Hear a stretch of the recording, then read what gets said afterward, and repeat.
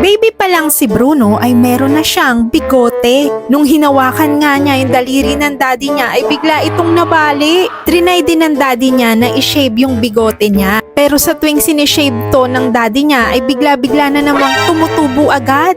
Hanggang sa lumaki na nga si Bruno at pina-check up siya sa doktor. Habang ina-assess siya nito ay bigla na lamang itong tumalsik. At nung napunta nga yung bola niya sa ilalim ng car ay binuhat niya yung car, makuha lamang ang bola niya. Ganun siya, ka-strong. At nung nag-exam sila ay gusto sana niyang mangopya sa classmate niya. Pero nung titigan niya yung papel ay bigla na lamang itong nag-apoy. Habang nasa park naman siya ay tinulak niya sa swing yung friend niya pero bigla-bigla itong tumilapon sa ere. Naglaro siya ng soccer pero ang bilis-bilis niyang kumilos na para bang siya si The Flash. Pati na rin yung goalkeeper ay bigla niya ring na-knockout. Kaya naman iniiwasan siya ng lahat at nung birthday niya ay walang dumalo.